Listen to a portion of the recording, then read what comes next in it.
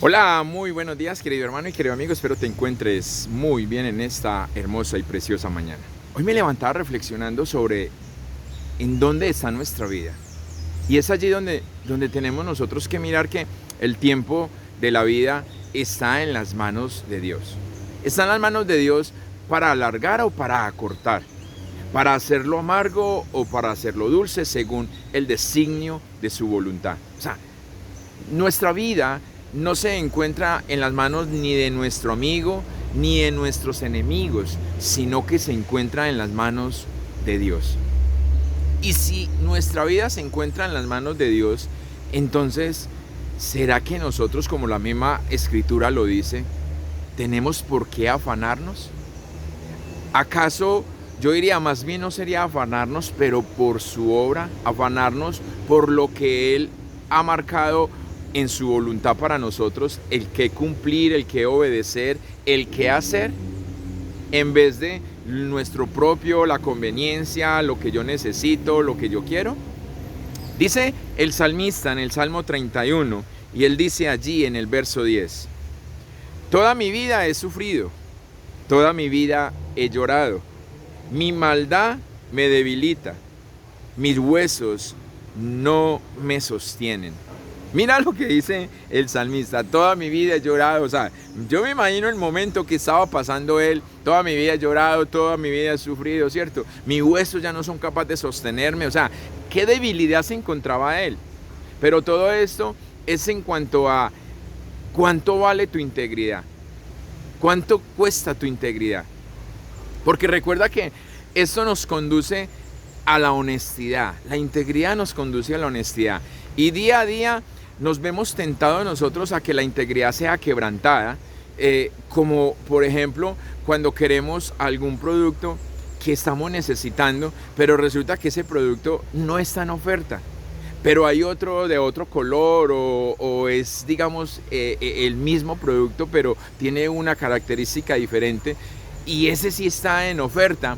Y nos vemos tentados a quizás cambiarle la etiqueta y decir este también está oferta o vamos y preguntamos y por qué este sí, este no, pero mire que son los mismos, ¿cierto? Entonces allí decimos cuánto vale nuestra integridad porque quizá lo hemos hecho.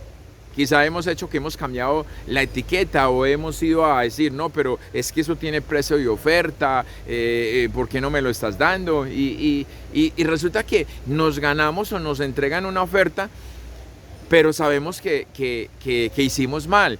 Entonces, por más que quizás vengamos a devolver el dinero o a pagar el ajuste de lo que debía, la pregunta es, ¿la integridad vuelve a ser la misma? ¿O ya sabemos que hemos fallado, que hemos cometido un error? Nuestra conciencia nos dice, hey, es que vos hiciste esto. Entonces, ¿cuánto cuesta la integridad?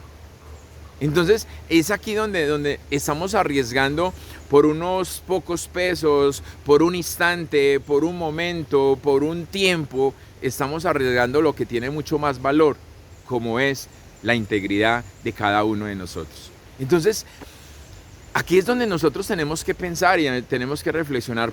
La palabra dice que todos los días nos encontramos frente a la tentación, pero ¿cuál es nuestra reacción frente a ella? Y te contaba hace muchos días que una vez hablaba con Dios y precisamente hablábamos allí del árbol prohibido, del árbol del cual comieron Adán y Eva. Y el Señor me decía, si yo te diera la autoridad para hacer algo en este árbol, ¿tú qué harías? Sin necesidad de cortarlo. Y yo le decía que yo lo envolvía en alambre de púa y le ponía electricidad para que nadie pudiera arrimarse. Y la respuesta de Dios fue, esa es la diferencia entre ustedes y yo. Porque yo necesito que ustedes todos los días se encuentren con la tentación, todos los días se encuentren con el pecado, para que todos los días decidan si con el pecado o conmigo. Y esto es bien interesante porque todos los días nos encontramos frente a esa toma de decisiones, si lo hago, no lo hago, me parece, no. Y aquí es donde necesitamos darnos cuenta de lo que se podría o lo que podríamos perder.